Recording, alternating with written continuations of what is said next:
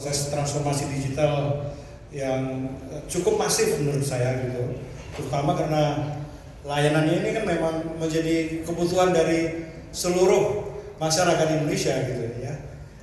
Dan tentu saja IT dan OT ya, kalau misalnya kita bicara tentang information technology dan operational teknologi yang ada di PLN pasti mengalami sebuah sinergi yang luar biasa gitu.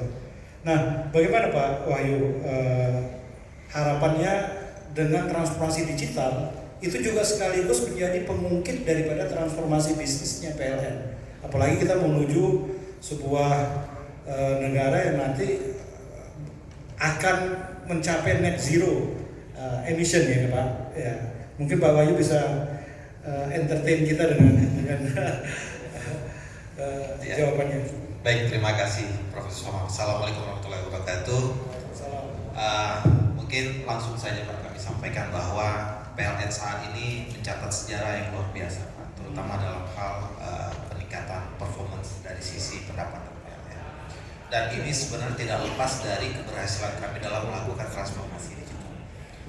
Transformasi digital ini kita mulai dari tahun 2021. Dan ini kita namakan sebagai transformasi digital jilid 1 dalam hal membangun fondasi terkuat dalam hal digitalisasi. Jadi dalam hal kita melakukan transformasi tersebut kita punya 29 breakthrough dan 21 diantaranya itu tentunya arahnya semuanya ke arah digitalisasi.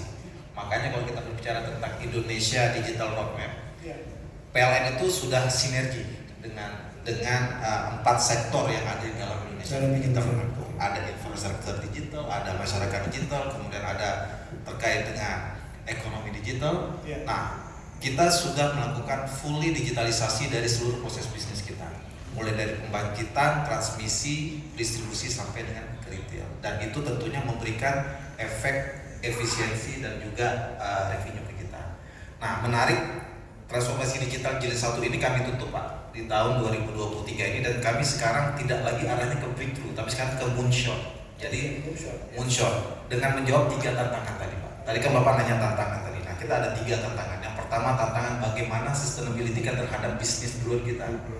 Kemudian bagaimana kami menghadapi digitalisasi, dan yang terakhir itu tentang net zero emission. Nah, moonshot inilah yang akan menjadi lepas landasnya PLN untuk menjawab tantangan tersebut. Demikian. Ya, jadi saya baca itu Pak Wahyu ya, PLN itu melakukan 13 jenis dari transformasi digital. Ini baru nih saya ketahui nih, end to end.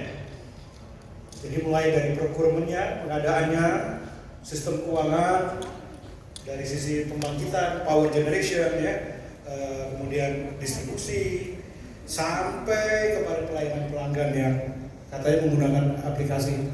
Mungkin ada AI-nya juga di situ ya Pak? Pasti ada. Nah, kira-kira Pak Wahyu melihatnya itu tantangan apa yang paling serius gitu dalam kita melakukan transformasi digital? Karena saya yakin semua lini bisnis ya pasti memiliki tantangan gitu.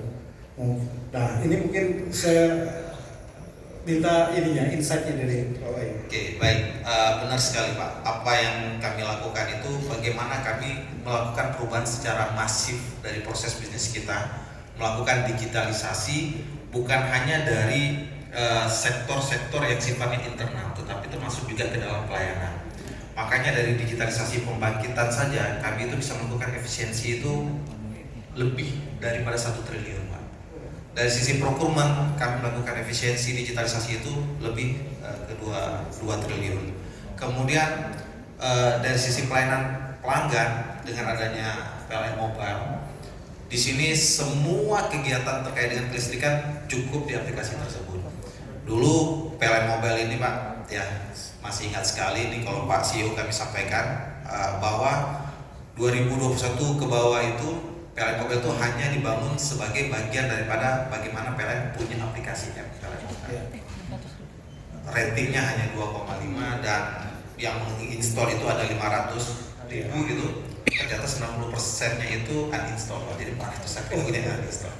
Nah, kemudian ini dibuat suatu perbaikan semua sistem dibuat fully integrated dan fully digital, sehingga ada yang namanya New PLN Mobile yang saat ini alhamdulillah Pak sudah di-download 40 juta downloader, dan saat ini juga secara rating juga kalau kita di Play Store itu di posisi 4,8, artinya tingkat kepuasan pelanggan juga cukup bagus di dalam aplikasi tersebut.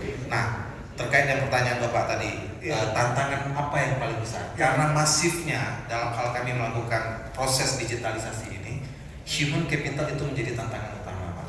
Tapi itu bukan menjadi sebagai stopper, tapi ini merupakan bagaimana challenge bagi PLN membangun kapabilitas daripada human capital ini untuk digitalisasi. Makanya kami di forum-forum 4DG, kemudian Leaders Talk, ada transformation journey, webinar itu semuanya kami jalani agar meningkatkan kapabilitas daripada human capital. Keren Pak Bayu. Oke, saya kemudian ke Mas Mose nih.